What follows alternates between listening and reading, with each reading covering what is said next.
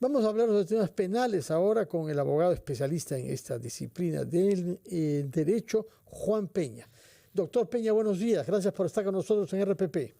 Hola Fernando, ¿cómo estás? ¿Qué tal? Muy buen día. Gracias por la invitación. Gracias a usted. Como usted sabrá, acá hay un debate grande sobre el marco normativo para el uso de las armas de fuego por parte de la policía y de la Fuerza Armada también frente a manifestantes civiles.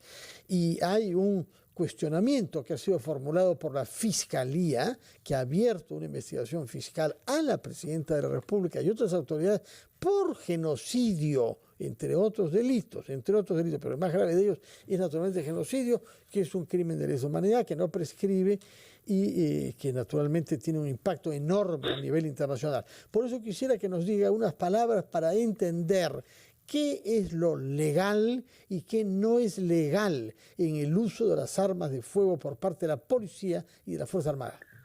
De acuerdo. A ver, Fernando, para dejarlo claro a las personas que de repente están en el tema de las marchas actualmente y que posiblemente también vayan a marchar en los próximos días por las huelgas que se han venido señalando que se van a dar. Lo que dice la normativa es que las Fuerzas Armadas o las Fuerzas del Orden tienen el derecho de poder resguardar su integridad física y las de otras personas cuando exista un riesgo que ponga su integridad física y su vida.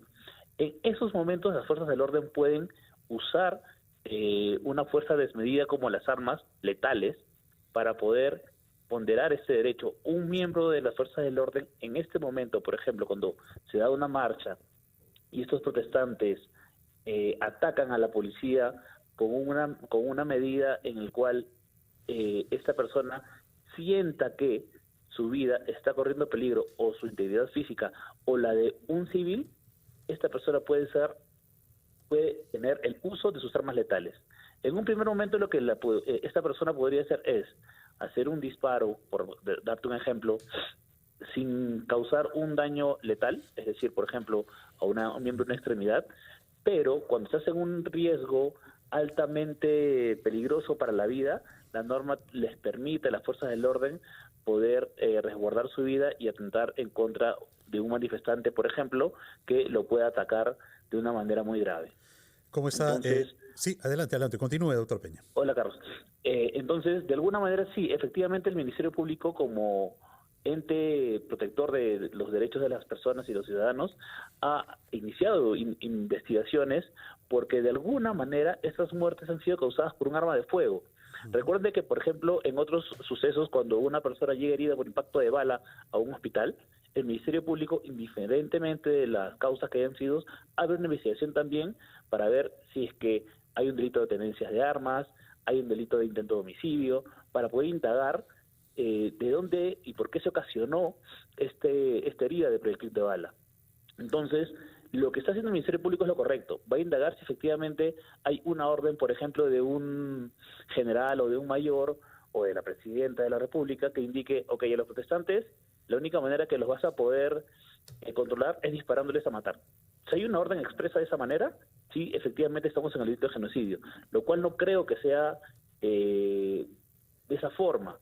Por lo que se ha venido viendo de repente en los videos que se han facilitado y que se han podido transmitir en prensa o a través de mecanismos digitales, es que las Fuerzas Armadas de alguna manera vienen tratando de resguardar su integridad física y ante actos violentos, ¿no? Han visto armas caseras, bombas molotov, o que llegan a incendiar hasta un patrullero de la propia policía. Entonces, en esos momentos, este miembro de las Fuerzas del Orden puede hacer uso de las armas letales. Lo que sí no puede hacer es, por ejemplo, cuando hay manifestantes que de manera pacífica están yendo, por un ejemplo, a una entidad pública como el Ministerio Público o Poder Judicial y de alguna manera lo están haciendo pacífica, un miembro de las Fuerzas del Orden no puede atacar de manera letal a estas personas. Sí, doctor Peña, quería referirme a la parte subjetiva para poder determinar cuándo está en riesgo la vida de una persona y que puede llevarlo a tomar la decisión de usar un arma letal. Nos decía usted al inicio que cuando una persona siente que está en riesgo su vida, precisamente sobre eso, ¿cuál es la frontera, cuál es el límite que pueda llevar a decidir a una autoridad judicial a decirle, sí, efectivamente, en este caso estuvo bien usada la arma letal como una respuesta, luego que tú sentiste que podías perder la vida? Le voy a pedir, por favor, su respuesta en unos segundos. Vamos a escuchar a los anunciantes y volvemos con este diálogo. En diálogo con el abogado penalista Juan Peña, conversando sobre el marco de legalidad, ¿no?, en el que pueden actuar policías e integrantes de las Fuerzas Armadas durante este escenario de olas de violencia que se viven en nuestro país y que han costado más de 40 vidas y decenas de personas heridas. Y le consultaba, doctor Peña, respecto a este elemento subjetivo para poder determinar en qué momento, ¿no?, un policía, un efectivo policial puede decir, está en riesgo, está en peligro mi vida y yo necesito usar un arma letal, y las consideraciones que van a tener estas cuando se inicie el proceso de investigación. Carlos, sí, a ver, de hecho, el decreto legislativo 1186 señala qué circunstancias son las que un miembro de las fuerzas del orden puede sentir de que es necesario el uso de su arma letal. Por ejemplo, cuando sea un peligro inminente para el policía, cuando puede ser un peligro inminente para un tercero, o no solamente contra su vida, sino que se puedan generar unas lesiones graves con el accionar de, por ejemplo, un manifestante. De hecho, un ejemplo clarísimo es el uso de estas armas como Molotov, que utilizan en contra de los policías o en contra de las fuerzas del orden al momento de las marchas, o estas armas caseras que utilizan como tipo escopetas para atentar en contra de los policías. De hecho, estas armas generarían un daño en cualquier persona, no solamente en un policía si es atacado con estas. Definitivamente en algunos videos se ha podido ver de que muchos policías tratan de contener esto con sus escudos, y en estos momentos, de hecho, la norma permitiría de que estos puedan utilizar sus armas de alguna manera. Lo que hacen por no tratar de dar un impacto negativo a la sociedad y no dañar a ciudadanos que entienden que están manifestándose, no lo utilizan, pero cualquier accionar que una persona, tal como lo señalas tú, subjetivamente crea de que esta acción está poniendo en riesgo la vida de este o de la otra persona, o no solamente la vida, sino la agresión que se está tomando contra estos sea un daño que pueda generar una lesión grave, pueden utilizar el uso de sus armas letales. Sí, doctor Peña, usted ha centrado su análisis en la defensa de la integridad de la vida y ha subrayado el derecho al uso de armas de fuego para defender la vida propia, y naturalmente hemos visto casos que están claramente concernidos por eso, incluido el policía Sonco, asesinado y calcinado en Juliaca. Si hubiera hecho uso de su arma de fuego hubiera salvado su vida, sin duda. Pero recordemos que un punto crítico en la escalada de la violencia tuvo lugar en el aeropuerto de Huamangue, en Ayacucho, y luego se produjo algo semejante en Juliaca. Las dos grandes matanzas por el número de víctimas se han producido en torno a estos dos aeropuertos. Entonces la pregunta es, ahí no había tanto el riesgo a la integridad de la vida, sino había la invasión, como el primer ministro ha dicho en varias oportunidades, en zonas que son activos críticos nacionales. Y él, que es una persona enterada sobre derechos humanos, porque ha trabajado en ese campo, sostiene que en la defensa de los activos críticos nacionales es legal y legítimo el uso de armas de fuego. ¿Qué nos dice sobre ese punto? Correcto. Lo que pasa es que de alguna manera las fuerzas del orden lo que están haciendo es proteger un bien estatal que de alguna manera genera esta importancia como la hace un aeropuerto. Entonces, estos manifestantes lo que de alguna manera he entendido es que tratan de tomar el aeropuerto con acciones violentas que de alguna manera sí afectan la integridad física de las personas de las fuerzas del orden que intentan resguardar el aeropuerto. Entonces, si bien es cierto, la intención de los manifestantes no era en un primer momento atacar a las fuerzas del orden, sino la toma del aeropuerto, lo hacen a través de lesionar, ¿no?, o atentar en contra de la integridad de las personas que están resguardando el aeropuerto. Por lo cual ahí les genera el derecho a ellos a poder defenderse de esta manera con el uso de sus armas letales. Lo que es correcto, sí, por ejemplo, si es que estas personas atacan a una entidad pública como la SUNAT, como ha pasado en algunas provincias, Y no el hay Poder ningún Judicial, atentado. y el Poder Judicial que usted conoce de cerca como abogado penalista, con el Sí, incendio correcto. de expedientes judiciales. Y eso es Correcto. muy importante de nunca olvidar, ¿no? Se ha buscado deliberadamente destruir pruebas contra criminales. Correcto. La finalidad de una de esas marchas al tener un incendio del Poder Judicial es efectivamente eso.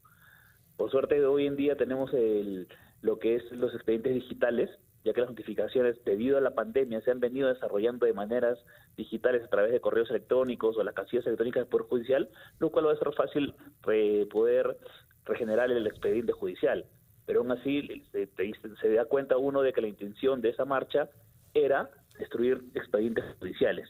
Pero a lo que volvíamos, las fuerzas del orden tienen que proteger, sí, son los bienes de cualquier persona. Las manifestantes tienen derecho, sí, a poder desarrollar su protesta. Eso es un derecho que le genera a cualquier peruano, a reunirse y poder protestar. Lo que no tienen como derecho es atentar contra bienes particulares o estatales. Ante eso, las fuerzas del orden, como así se les llama, tienen la obligación de resguardar el orden dentro de la sociedad. Por ejemplo, si atacas el Poder Judicial, si hubiera habido una fuerza del orden proporcional para poder repeler ese ataque, lo hubieran podido hacer. Y de alguna manera, seguramente estaríamos hablando de más víctimas por armas letales.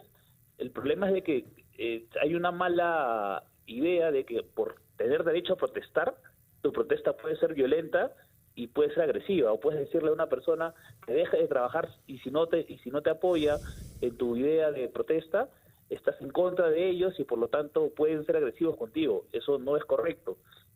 Lo correcto es que sí tienen derecho a protestar de manera pacífica. Pueden ir a cualquier entidad estatal frente que sientan de que no está trabajando bien y generar su protesta y alzar su voz para que puedan ser escuchados.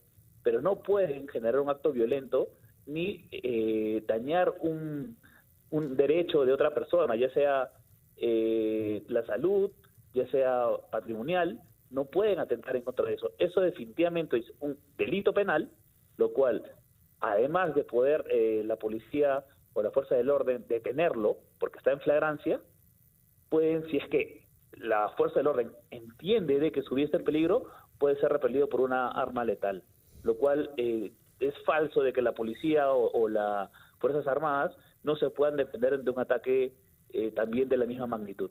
Acordémonos de que la proporcionalidad de armas en el derecho penal ya se extinguió.